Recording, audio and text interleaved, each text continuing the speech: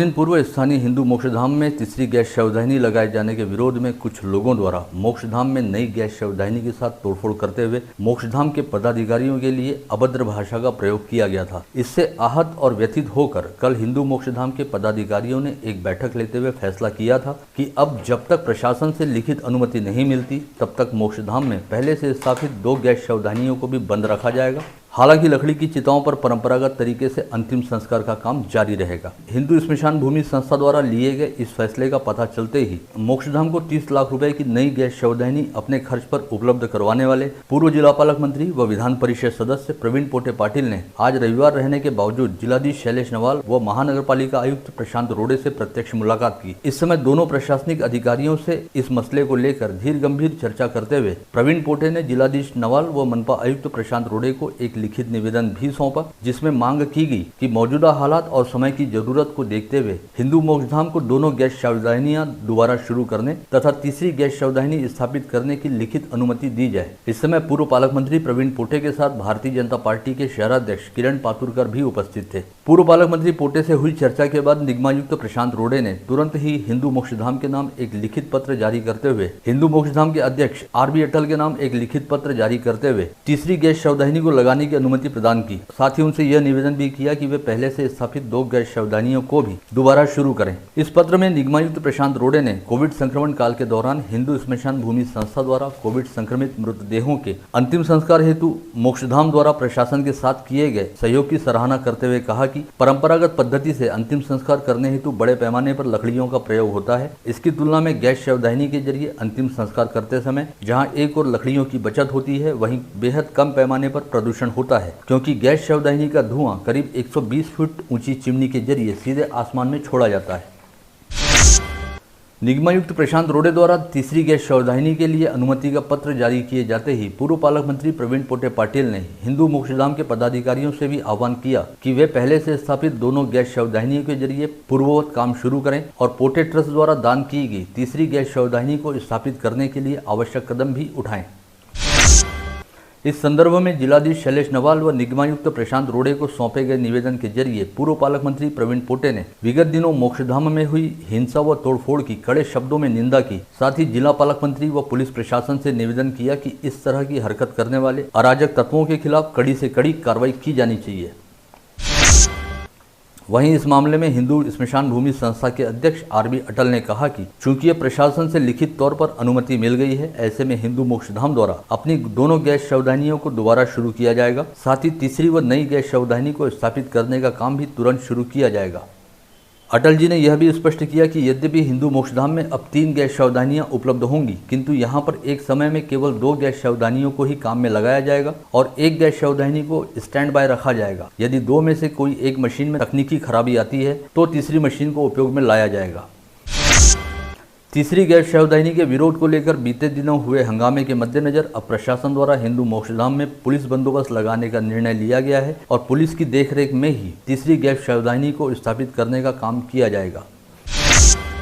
वहीं गत रोज हिंदू मोक्षधाम के पदाधिकारियों की बैठक के बाद हिंदू स्मशान संस्था की ओर से मोक्षधाम में तोड़फोड़ व हंगामा करने वाले लोगों के खिलाफ राजापेट पुलिस थाने में अलग से एक शिकायत दर्ज कराई गई है, जिसके बाद अब संबंधितों के खिलाफ नई धाराओं के तहत मामले भी दर्ज हो सकते हैं।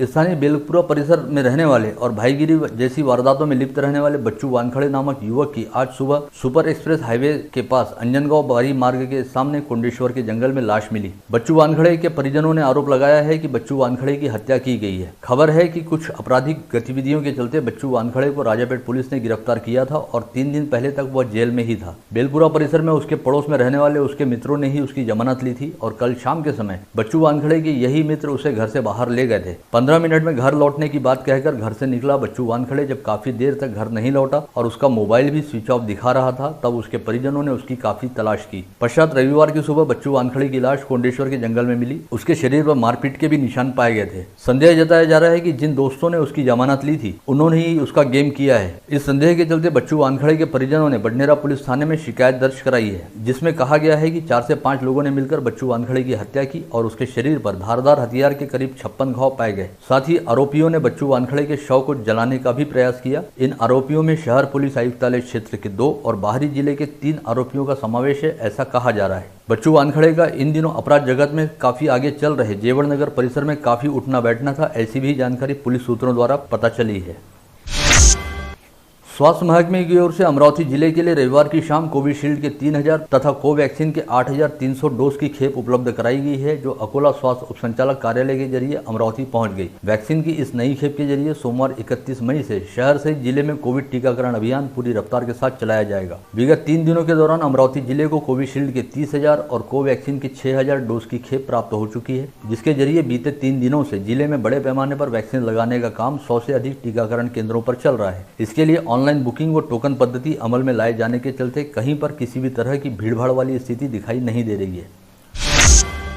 वाशिम जिले के अडान नदी के पुलिया पर बारिश का पानी बह जाने के लिए बनाई गई नालियां पूरी तरह से बुझ गई हैं। ऐसे में यहां पर बारिश का पानी जमा हो जाता है और यहां आए दिन किसी न किसी सड़क हादसे के घटित होने की संभावना बनी रहती है। कारंजा मनोरा मार्ग के बीच अडान नदी पर यातायात सुचारू रखने के लिए करीब 45 वर्ष पहले इस पुलिया का निर्माण किया गया था। यह पुल 40 फीट ऊंचा व लगभग 100 फीट लंबा है। शनिवार को इजोरी परिसर में तूफानी हवा के साथ बारिश हुई, इस कारण सभी और बारिश का पानी जमा हो गया था और इस पुलिया पर भी काफी देर तक बारिश का पानी जमा रहा, क्योंकि पुलिया से पानी की निकासी हेतु बनाई गई नालियां पूरी तरह से बंद हैं। बहुजन समाज पार्टी की नेता तथा उत्तर प्रदेश की पूर्व मुख्यमंत्री मायावती के बारे में अभिनेता रणदीप हुड्डा द्वारा की गई कथित आपत्तिजनक टिप्पणी का यहां के इरविन चौक पर अमरावती बसपा की ओर से निषेध किया गया। इस समय बसपा पदाधिकारी सुधाम बोरकर के नेतृत्व में कार्यकर्ताओं ने अभिनेता हुड्डा के निषेध में नारे लगाए और उसके पोस्टर को जलाया। एक अभिनेता रणदीप हुड्डा या व्यक्तीने जी बहिणजीवर टिप्पणी केली, ही टिप्पणी फार गंदी आहे, म्हणून या इथल्या भारतातील संपूर्ण स्त्रीचा, संपूर्ण महिलाचा तो अपमान आहे, संपूर्ण महिलाचा अपमान आहे तो। म्हणून बहुजन समाज पार्टीने त्याला अटक करावं आणि त्याला तात्काळ अटक करावं, ही आमची मागणी आहे आणि आम्ही त्याचा आज पुतळा दहन केला। बाबासाहेबांच्या पुतळ्याला हार अर्पण करून बहिणजी बहुजनाची दलिताची मशी असून ती आमच्या मनाला, आमच्या अस्मितेचा भाग आहे तो। आणि एका महिलेला, भारतीय महिलाला आज एवढं मोठं राजकीय नाव आहे संपूर्ण जगामध्ये, आणि त्या व्यक्तीने, एका कलाकाराने, एका अभिनेत्याने अशी टिप्पणी केली। आम्ही त्याचं निंदन करतो आणि त्याच्यावर ॲट्रोसिटी ऍक्ट गुन्हा दाखल झाला पाहिजे। बहुजन समाज पार्टी महाराष्ट्राच्या आणि जिल्ह्याच्या वतीने आम्ही अशी मागणी करतो। कांग्रेस नेता तथा राज्य में मंत्री रहने वाले विजय वडेट्टीवार रविवार को अमरावती जिले के दौरे पर थे। इस समय जिला परिषद अध्यक्ष बबलू देशमुख के निवास पर आयोजित पत्रकार परिषद में उन्होंने कहा कि प्रधानमंत्री नरेंद्र मोदी के नेतृत्व में भारतीय जनता पार्टी के नेतृत्व वाली केंद्र सरकार ने आज 7 वर्ष पूर्ण कर लिए हैं और इन 7 वर्षों के दौरान मोदी सरकार ने जनता का पूरी तरह से अपेक्षा भंग किया है। इन 7 वर्षों के दौरान मोदी सरकार जहाँ अपना एक भी आश्वासन पूर्ण नहीं किया गया, वहीं महंगाई काफी अधिक बढ़ गई है। 7 वर्षाचा निषेध करण्यासाठी आज जिल्हा काँग्रेस समितीने जे आंदोलन केलं आणि मोदी सरकारला इशारा दिला, ग्राफ तर पसरतो पडतोच आहे, जबरदस्त घसरतो आहे, कुठलाही विषय हाताळण्यामध्ये हे सरकार अपयशी झाले आहे।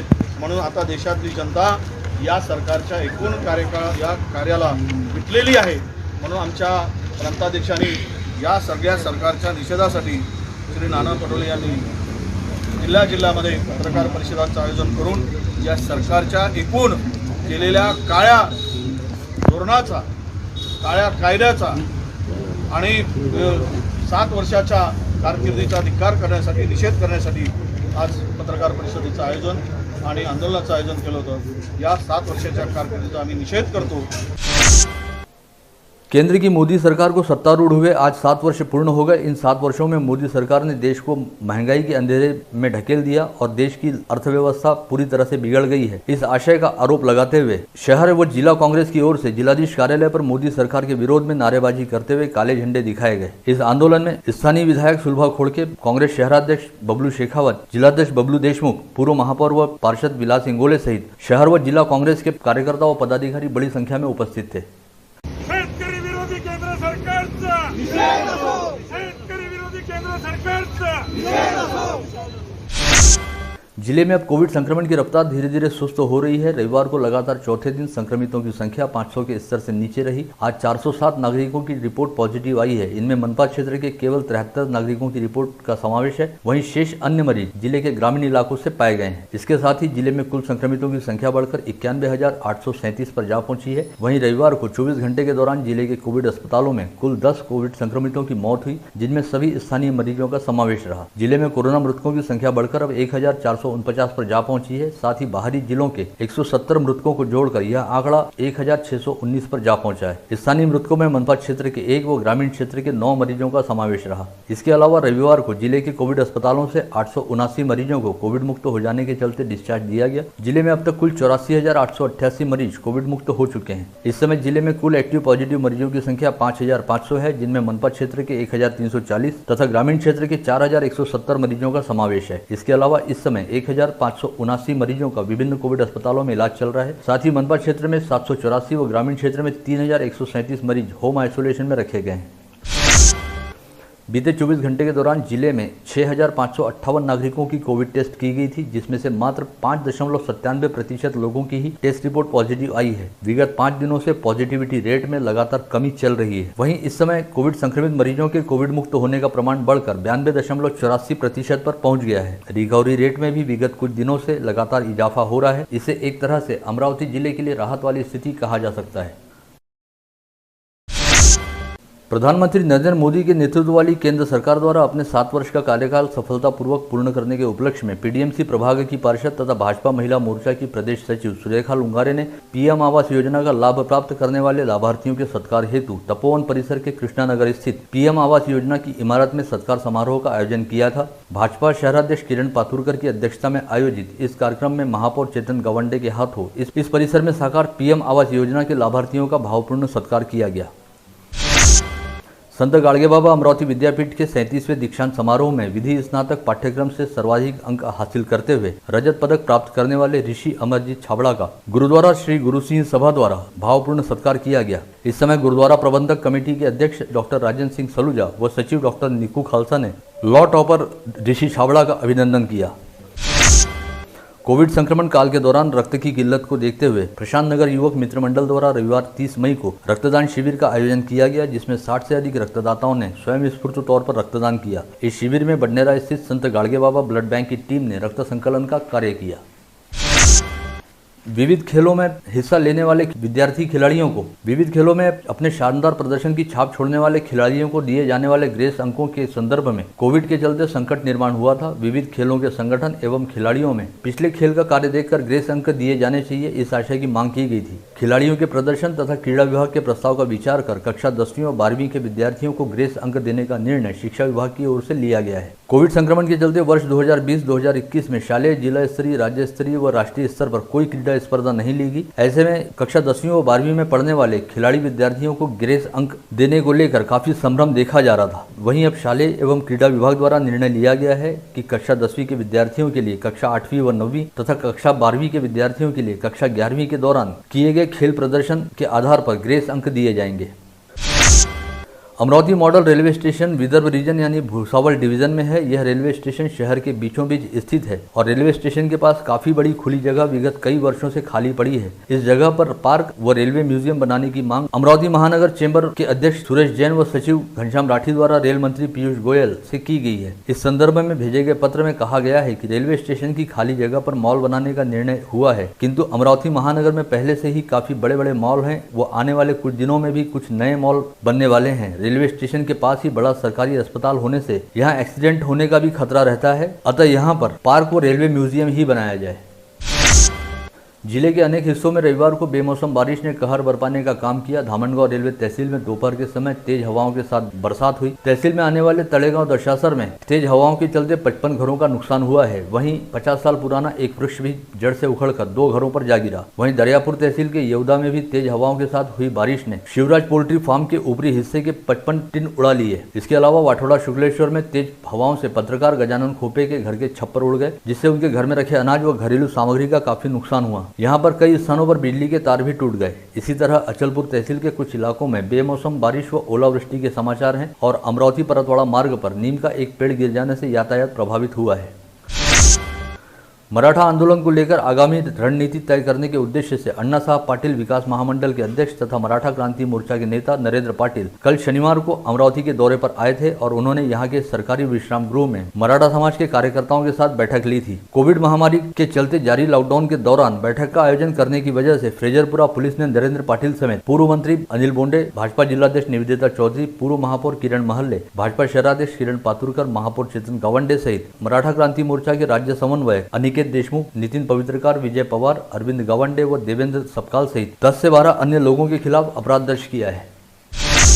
स्थानीय रुक्मिणीनगर परिसर निवासी नगर सेविका के पति अभय उर्फ धनंजय भानुदास बुजाड़े ने कल मनपा के निर्माण विभाग में घुसकर जमकर हंगामा किया। अभय बुजाड़े ने निर्माण विभाग के अभियंता रविंद्र पवार को अपने पास की फाइलों पर जबरन हस्ताक्षर करने के लिए कहा और जब रविंद्र पवार ने हस्ताक्षर करने से इनकार किया तो बुजाड़े ने फाइलें फेंकनी शुरू की और ऑफिस में ही फांसी लगाकर आत्महत्या करने की धमकी दी। इसी तरह निर्माण विभाग के जोन 2 में सुहास नंदकिशोर चौहान ने भी एस्टीमेट पर अभी के अभी हस्ताक्षर नहीं किए तो उन्हें देख लेने की धमकी दी और सरकारी काम में बाधा निर्माण की। इस समय उपायुक्त सुरेश पाटिल एक बैठक में हिस्सा ले रहे थे, जिन्हें धनंजय बुजाड़े ने तुरंत बाहर आने हेतु कहते हुए देख लेने की धमकी दी। पता चला है कि इस समय धनंजय बुजाड़े शराब के नशे में धुत थे। इस मामले को लेकर कोतवाली पुलिस ने शिकायत मिलने के बाद धनंजय बुजाड़े के खिलाफ विभिन्न धाराओं के तहत अपराध दर्ज किया है। नांदगांव पुलिस स्टेशन अंतर्गत रोहनाखेड़ा में रहने वाली 31 वर्षीय महिला करीब 11 माह पहले इसी गांव में रहने वाले एक व्यक्ति के साथ भाग गई थी और कल 29 मई को सुबह इस महिला ने गांव में रहने वाले अपने ससुर के घर में अपने भाई अमित बोके व शुभम बोके के साथ घुसकर ससुर के साथ लात घूंसों से बुरी तरह से पिटाई की। नांदगांव पेट पुलिस ने आरोपी महिला व उसके दोनों भाइयों के खिलाफ विभिन्न धाराओं के तहत अपराध दर्ज किया है। खोलापुरी गेट पुलिस स्टेशन अंतर्गत कांडलकर प्लॉट के नाले के पास कल रात 8 बजे भातकुली रोड पर रहने वाले मयूर पंडित ने सादिया नगर निवासी मोहम्मद आकिब मोहम्मद आरिफ को अपने साथ शराब पीने के लिए चलने की बात कही और मोहम्मद आकिब ने जब साथ चलने से मना किया तो मयूर ने उसे चाकू मारकर घायल कर दिया। नांदगांव पेट पुलिस स्टेशन अंतर्गत आने वाले बस स्टैंड के समीप कोठारी कॉलोनी में रहने वाले 29 वर्षीय संतोष छोटेलाल कोठार ने अपने ही घर में फांसी लगाकर आत्महत्या कर ली। संतोष के बड़े भाई संदीप ने पुलिस को बताया कि संतोष को शराब की लत थी और नशे में उसने रसोई घर में फांसी लगाकर आत्महत्या की। धामनगौर रेलवे तहसील में 2 किसानों ने खरीफ बुआई की सुविधा नहीं रहने की चिंता के चलते रविवार को आत्महत्या कर ली। देवगांव में रहने वाले अल्पभूधारक किसान हरीश चौधरी ने दोपहर में अपने घर में फांसी लगाकर आत्महत्या की। वहीं झाड़ा निवासी 24 वर्षीय शुभम संतोष ठाकरे ने जहर पीकर अपनी जान दे दी। गत रोज राज्य खाद्यान्न आयोग के अध्यक्ष यवतमाल जिले के दौरे पर आए थे, तब आपूर्ति विभाग को अपने कर्तव्य का एहसास हुआ और विभाग ने यवतमाल कॉटन मार्केट परिसर में शनिवार की दोपहर छापा मारते हुए रोहाना